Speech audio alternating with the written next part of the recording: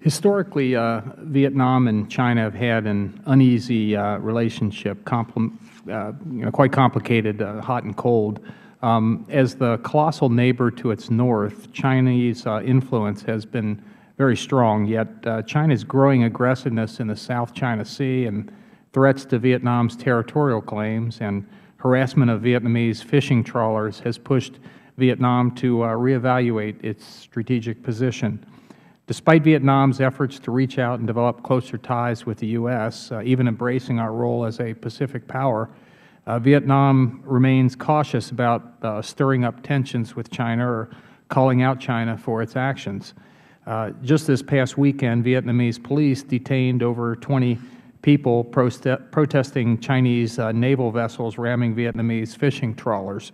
I'd ask both panel members this afternoon to discuss this dynamic and why Vietnam is cracking down on protests, but at the same time sends its Prime Minister to the Shangri-La Dialogue for the keynote address, during which he clearly lays out Hanoi's concerns about its northern neighbors' provocative behavior, and how is the administration using various aspects of cooperation to leverage Vietnam's troubled relationship with China, while at the same time pressuring Vietnam to be more respectful of human rights. So I'd ask both Mr. Yoon and Dr. Baer to respond.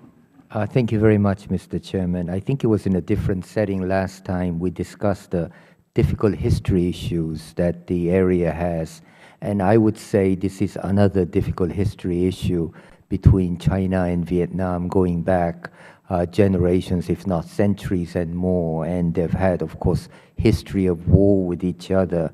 And of course, China is in reality its giant neighbor, and that always brings caution and wanting to, at once assert and play safely. With regards to Vietnam's strategic position and how they want to deal with China, I would say they are in very close contact with ASEAN, that's the Association of Southeast Asian Nations, and to try to get ASEAN unified in issues such as South China Sea. And I think that was what was referring to. With regards to their crackdown on demonstration, again, it is still, as my colleague Dan spelled out and as Representative Smith mentioned, very much controlled state. So there is a limit to what they will do before it gets out of hand. I would note that at the same time when they arrested some demonstrators on this particular instance, they let the LGBT demonstration go on, so, Mr. Baer, I'll tell you what, I've got one more question I wanted to get in, so I think Mr. Yoon very effectively answered that question, so let me give you a different one.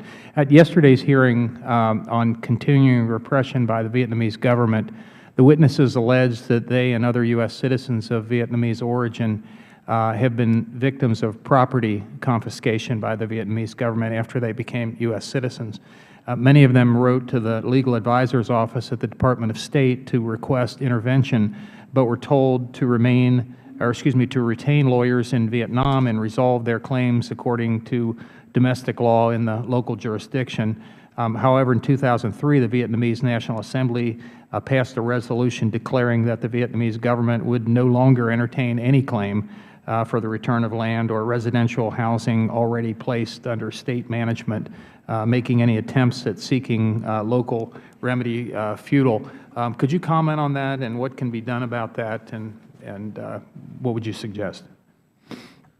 Thank you very much. I am aware of these concerns. I would like to ask your permission to consult with the Department's legal counsel and respond to you in a written response to take that question back. All right, that would be fine. Mr. Yoon, would you want to comment on that? On the topic overall, if not. On topic overall, this land confiscation issues, land issues is unfortunately becoming fairly common, not just in Southeast Asia, but elsewhere. And I think, again, the rule of law issues are very important here. On this particular case, I think it's we will consult with our legal affairs and get you really a proper answer, sir. All right, thank you. In the short time I have left, I would just note that the same issue had come up with respect to Cambodia recently. We met with some of the leadership there, and this is an ongoing problem in Cambodia as well. And my time has now expired, and I'll recognize the gentleman from Samoa, Mr. Faleimo Vega, for 5 minutes. Thank you.